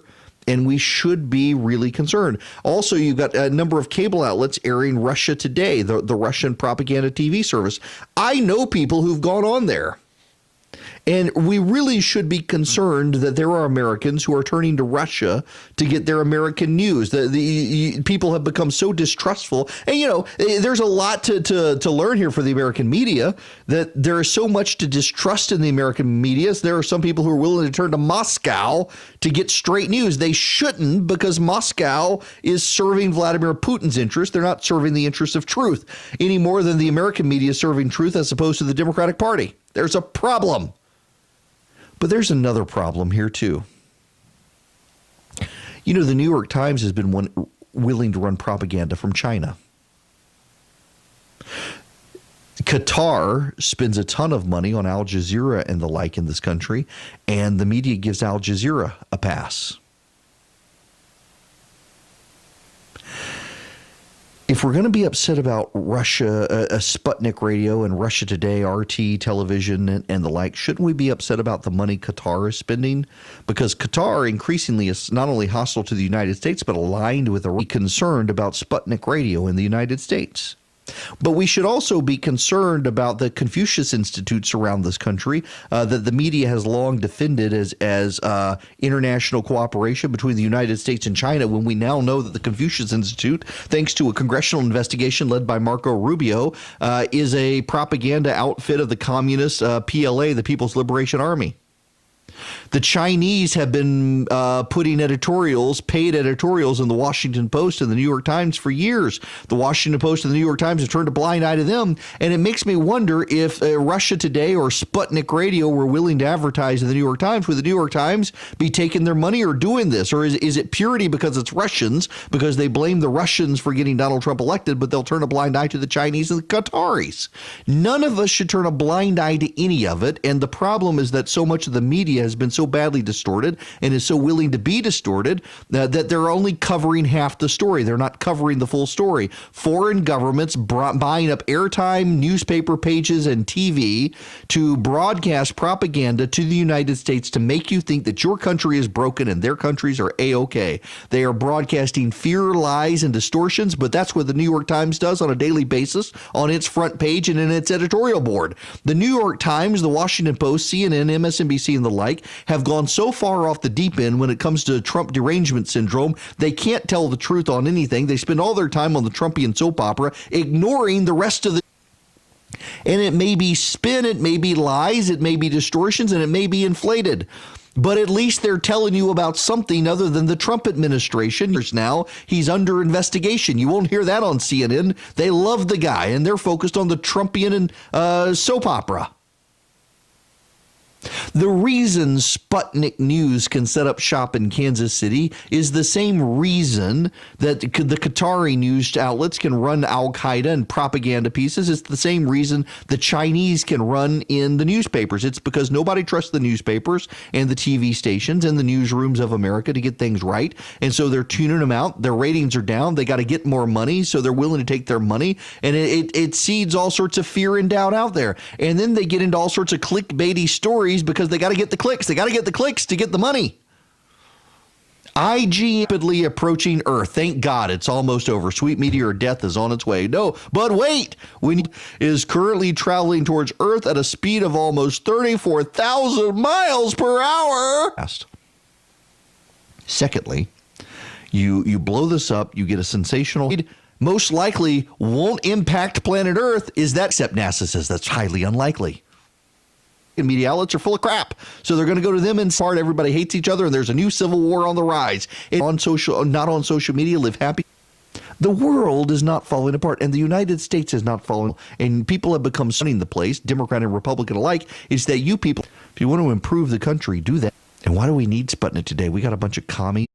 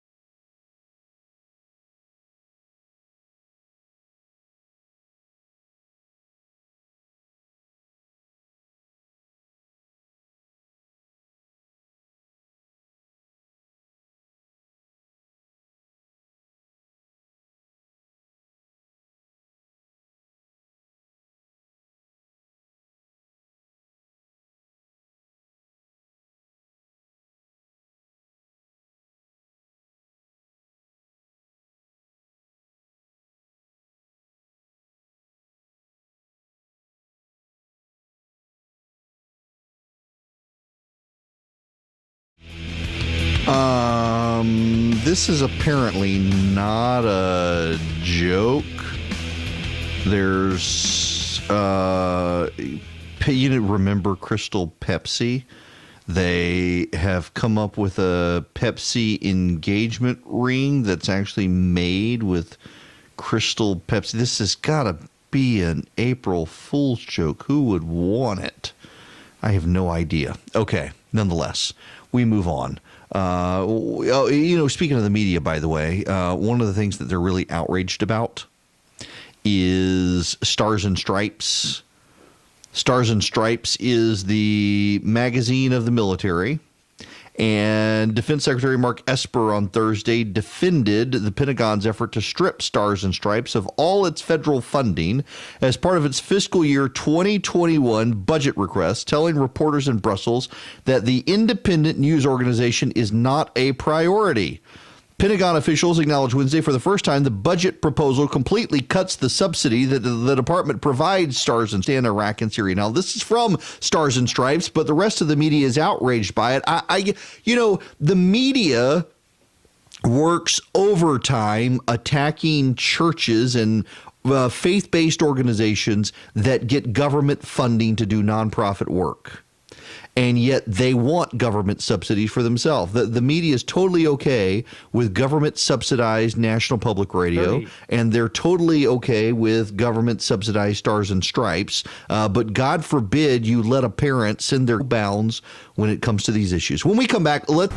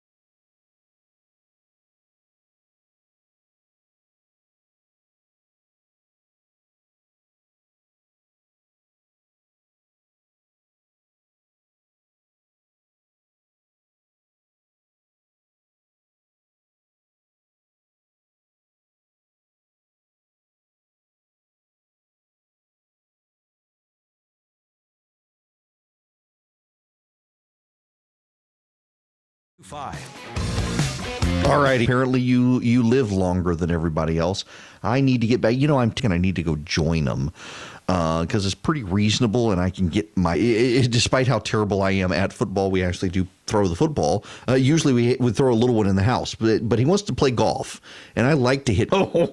When I was in law school, I worked at a law firm, and the one of the partners were in unopened bottles of liquor, but he couldn't return the beer, and so he would give it to me as the law clerk, and I would fill up my fridge. And myself and a group of my buddies, we used part of our law school loan. And we would load up a cooler full of beer on days where we were not in school. I'm telling you, your third year in law school, all you do is play golf and drink, and you do very little studying. You don't even have to go to class, even though we did. But we would go hit golf balls, and we would be highly inebriated and have to sober up at the drinking beer, and never got good at playing golf and need to at some point do that. I go to Hilton Head every year for a week, and I actually think he just wants to drive the golf cart nonetheless. If you play, studies are showing, multiple studies now, according to the New England Journal of Medicine, that you will live longer than those who do not play golf. So good for you people. I mentioned in the first hour, Joe Biden has erectile dysfunction. It's bad. My buddy Chris Burns, who with our budgeting, retirement planning, and all of that, you too can use Dynamic Money. They're in Atlanta, but they'll video chat with you. Go to dynamicmoney.com. Very reasonable. They're fee only. They don't do a commission. They're not going to sell you anything. They're kind of think of them as primary care physician for your money. They'll work with your insurance guy, your finance guy, your investment guy, and make sure everything is working according to what you need. But I digress in that regard. But Chris went on TV, and I gave him a great talking point that has been true of every election since Eisenhower. There has never been a candidate for either party to lose the nomination of that party when they have been up for 22 weeks in the polls. Until now, Joe Biden looks, and I have said all along, Joe Biden is the man to beat, and it looks like they're going to beat him. He is nationally, Biden is not doing well. He has nosedived in the polling. He trickled down, and now he's just droopy. It is very droopy. He needs some electoral Viagra. He is now, Sanders is 4.4 percentage points ahead of him in the polling. He's at 23.6. Biden is down to 19.2. Bloomberg, who has done nothing but spend money, is at 14.2. Bloomberg has spent more money already in campaign 2020 than Barack Obama spent the entire campaign in 2012. That's pretty freaking impressive. Now, Biden, for his part, says he looks forward to heading off into Nevada. And I'm going to get a chance to debate Mayor Bloomberg. I'm going to get a chance to debate him on everything from redlining to stop and frisk to a whole range of other things. Oh, in Nevada, they're going to go have a debate in Nevada. The caucus in Nevada is next week. Well, let me play you some Bernie Sanders. Welcome back to the NewsHour. Congratulations. Thank you very much, Judy. So are you now the front runner? I'll let you make that determination. All I know is we're working really hard. We're proud that we won the popular vote in Iowa, won the New Hampshire primary. I think we got a good shot in Nevada and South Carolina. We'll just keep going. And a couple of more from him. And following up on that, you have called for the breakup of ICE and CBP. So what exactly would you do to secure the southern border of the United States of America? Well, we have a lot of good technology out there. I mean, we need to protect the border. We need to do that in a way that does not build walls, that does not separate us from our neighbors. And I think using modern technology, having sufficient manpower to do the job will do it. But here is the bottom line. I mean, the bottom line is that America cannot simply build walls. We look foolish to the rest of the world. We look foolish to Mexico, and that is something that I will not do in my administration. So I think the time is long overdue for us to be clear that health care is a human right for all, including, by the way, the undocumented in this country.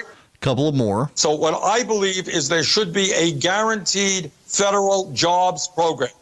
If you are capable of working, there should be a decent paying job for you. There should be job training to make sure you can get that job, education available to you so that you have the skills to do that work. And the last one from Ernie. This one is the most controversial. Hear it for yourself. There has been legislation passed that increasingly endangers people who choose, and many people do choose, to get into sex work, many of whom are LGBTQ and or women. What is your plan to work with the sex worker community to not only legalize and regulate sex work, but to make it safer for all women and our LGBTQ community to participate? Well, we will do everything that we can to make sure that sex workers are treated with respect, that they are not harassed, that they are not murdered, that they are not beaten. The question of legalizing sex work is something that we are looking at, but we have not yet reached a conclusion. I want to hear from a whole lot of people to help me reach the best conclusion that we can.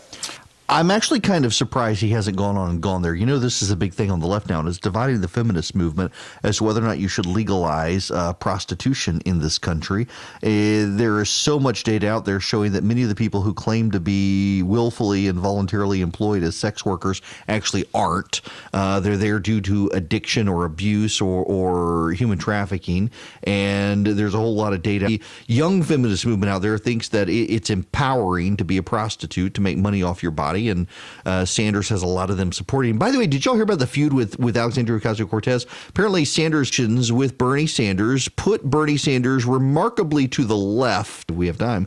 The media loves to say that Buttigieg is moderate, and he's not in his positions. He's just moderate in and we're going to ban the Customs and Border Patrol. We're going to break up the department and Democratic Party. It's the willingness of the media to point out these and let out their inner commie to defend Bernie Sanders. Well, is it or will it be Bernie Sanders who can?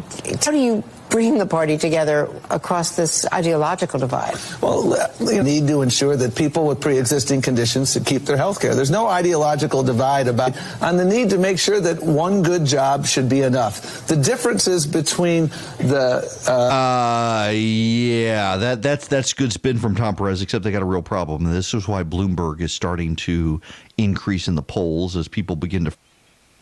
They got to have somebody as an alternative to Sanders. And when you look at the lay of land, this is an actual good resource that you go to realclearpolitics.com. They keep the polling averages up, and the polling averages are actually really good. They're the best way to figure things out. So nationally right now, Sanders is in the lead. But when you look at the polling state by state, you've got Nevada has Biden in the lead. South Carolina has Biden in the lead. California has Sanders in the lead. Texas has Biden in the lead, but a lot of those polls actually are kind of outdated now. We don't have a lot of new data from these states, and of course, the polling isn't a reliable indicator for for where the candidates are. So, for example, the last polling we have for the Nevada, South Carolina, the last poll we have was completed February 18. That's not reliable polling. The Texas polling, the latest we have is the Texas Tribune poll that had Sanders up 2. Poll had only Biden up 2. There's a real problem there. We don't have a Democratic primary poll from WSB-TV Landmark. It has Biden up 18. It came out today. We've got a Florida Democratic presidential primary that has Bloomberg up 1 over Joe Biden. Had a North Carolina poll yesterday that had Biden up 4. You get the point. There's not a ton of state-by-state polling, and the polling that we educate you track record of doing very good polls. From the history, we can tell that they've got a game. It's in the ball game. It's always close. For example, the UGA poll they did with the polls, they want to teach their students to vote for Donald Trump in 2016. And we know the outcome of 2016, so the polling should accurately counted Hillary's vote, and they undercounted Donald Trump's vote. You readjust it based on it's not just UGA. So take this North Carolina. It's by High Point. What is High Point? 292 live interview telephones, 808 online interviews. Don't believe the online interviews. You've got to look for people, you got to look for pollsters who do phone calls, not online. You want to do a random sample of phone polls, cell phones, and live numbers, landlines and cell phones. The more cell phone numbers you have, the better off your polling is going to be. That's why Gallup took a break in the presidential polling, because they had screwed up so bad. They took a break, they readjusted, and now they do cell phones. Now, you're sitting out there saying, because I get this all the time, we have calls every time I bring this up. I'm surprised we don't have one right now. We get a call in saying, "Man, I never get a phone call in. How can the polling be right when I've never gotten a phone call?" Well, we're a nation of 350 million people, and they're surveying 1,000 people. And if you know anything about statistics, you know that you can survey 1,000 people based on 350 million people and get a pretty good idea of what those 350 million people think based on that 1,000-person survey. And the reason you're not getting a phone call, do you want to get a phone call because Georgia is rapidly becoming a battleground state? I'll tell you how you can get this. You go to your local board of elections and you update your voter registration file, and you make sure on file with the Secretary of State, you're going to start getting polling phone calls. How do I? They're done. But you go put your cell phone number in your voter registration file with your local board of elections of the year, you will start getting telemarketing calls from pollsters who want to know what you think about them. It's amazing how many phone calls you're going to get, and you will hate life and hate the fact that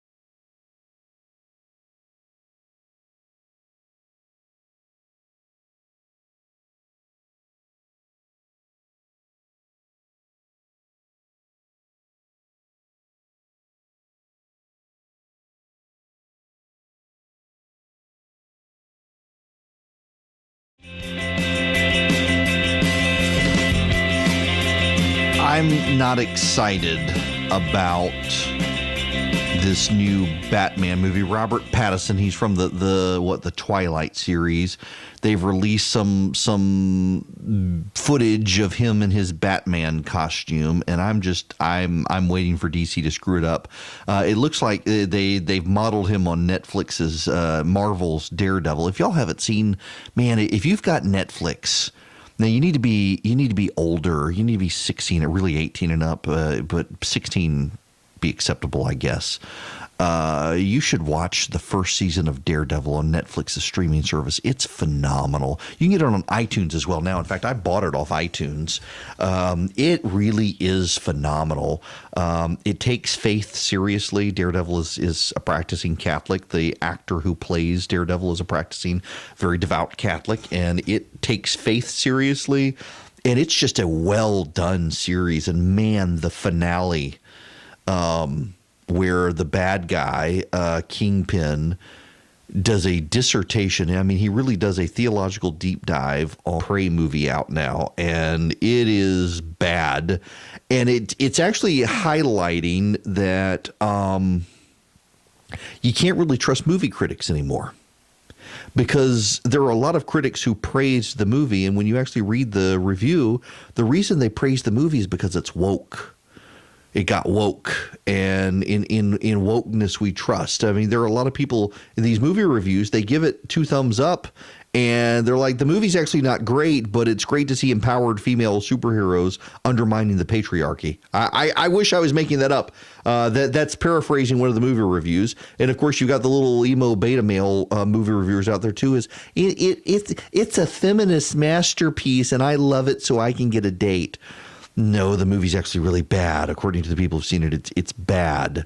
And you can't trust movie. I mean, a lot of people say you never could trust movie reviewers, but there's always been some movie reviewers you could trust. And Rotten Tomatoes has always been a fairly good aggregator of those reviews, but now you can't even trust it because so many of the movie reviewers are all about woke. Oh, it's a feminist masterpiece, or you've got 2 gay characters in it, therefore it checks the box. It's diverse enough. We can watch it. No, I just want a good movie. I don't want a woke movie. I just want a good plot, and DC's failing on the superhero front.